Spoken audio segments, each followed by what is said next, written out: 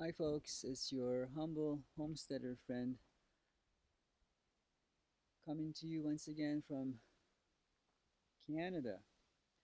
It is the second day of the fall, and the colors of the leaves, you can see, the leaves are turning, and one of the nicest times, probably the nicest time of the year to be here. And today I want to show you, and I've been promising to, but now I'm finally getting around to do it. There's always something to do around the homestead. Um, I want to show you a little bit around the property. This is a pin cherry. I don't know if you can see a gorgeous, gorgeous shade of um, brown. And when it's wet, it's like a more of a burgundy. And I use it and harvest it for curtain rods and things. And one day I will take you around and I'll show you why these trees are so close together and what my intentions are for them.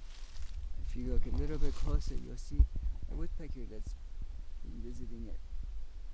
I'm not sure if it's visible to you, but anyway, so right now, actually, I'm going to take you to a little clubhouse that we built for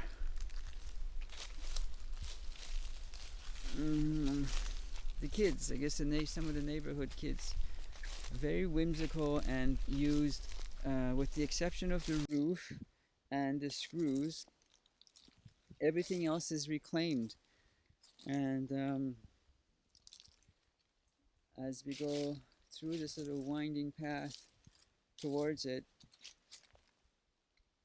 it'll probably become evident to you of how we did it. Oh, actually, before I get there, let me show you. This is a dead tree that a woodpecker's been visiting, like that other one, but only this one's dead. There's a whole story of how woodpeckers do this, and I don't have the time to tell you about that, but if you look closely in the hole, you'll see how it's pointy.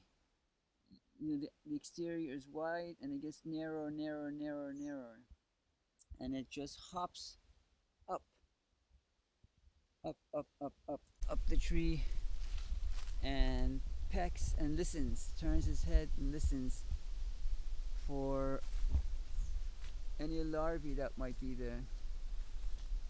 This particular tree is about 100 feet tall.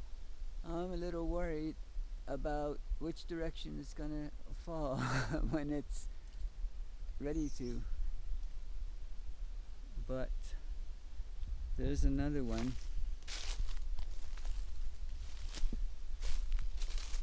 This one actually did fall, and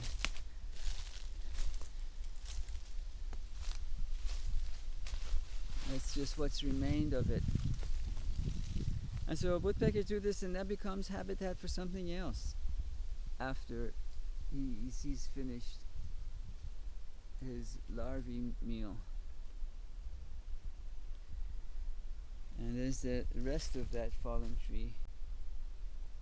So yeah, let's go back to why we actually came here. So I built this structure, which is exactly 100 square feet square, and it's in a shed roof style, which means the roof is slanted on one side so that the snow and the rain and whatever can rinse away from it. But it's neither windproof or waterproof.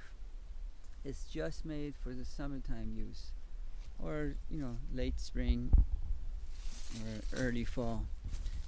These are live edge pieces that I used, to kind of give it a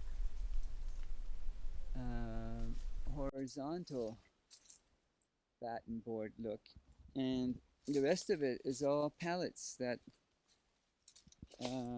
used. These are mostly softwood pallets because you don't want to use hardwood pallets if you can even find them because the walls become too heavy. The windows are all reclaimed, um, and the idea is that air can move through it. You know, like I said, it's for the summertime months or warmer months, so you don't really need heat in there. I mean, when we have travelers coming through on the budget or they want to experience the forest, but not necessarily be in a tent. So this is more sheltered than anything that you can build, and sturdy. Although I don't recommend anyone, I don't let anyone be inside of it on windy days because any one of these trees can come down, and one has. You saw there, not far, maybe 20 feet away from it, and it could probably withstand a tree hitting it, but you know, if you're inside sleeping and what if the roof collapses? I don't know. This is made in a sort of a bushcraft style, if you know what that is. It's a new term for me, but I just know that I like making whimsical structures. So all these windows I found either on the side of the road or if somebody was changing their windows at home and they didn't want these anymore, and they let me have them. Cost. I mean, cost is your time. You're asking if you see planks. They're not. You hardly can ever find them for free. Why would anybody give them away? That's the cost. You see what I mean? This is. We lived in British Columbia at one time, and they had this Ogopogo, sort of a monster under the Okanagan River. And this reminds me of that, so I actually hung that up on the wall. But the rest of it is all trees and branches and logs that were either dead standing, you know, definitely not rotting, crowding or fallen and gotten hooked on another tree or things like that. Actually, it's something really strange, really funny and really whimsical, which I love. If you look at the top window there, and I don't know if you can see, there are dots on it. You see the dots?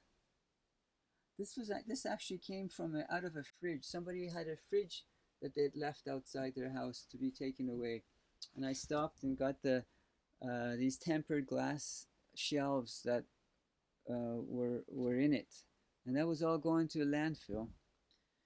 So the ladder. Oh, okay. So let me see if I can back up. I made this uh, in such a way that you can two people. I mean, this is mostly for kids, but adults can fit there too. Go up go up the ladder, and two people would have just as wide as a single bed would be. Also, pallets up top. If this can show it. And two people can easily lie there, if not three. Um, I say if not three because the door doesn't have a. If you see, the door doesn't have a window. So I mean, it's for, like I said, warmer months anyway. The floors that I've already showed you. Well, how long did this take? Oh, the hinges. See, the hinges are new. Where are they? And they're not only they're new because this door weighs not a ton, but you know, a lot. The hinges had to be heavy duty. These are all. You're not gonna. No one's gonna give you hinges for free. I mean, if someone's giving you hinges for free, you're lucky. Okay, just one more shot of it from outside, and I'll take you to the chicken coop, which I built almost the same style. I have to back up more.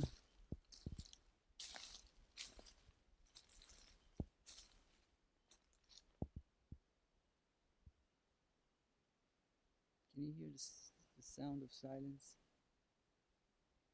Even the birds.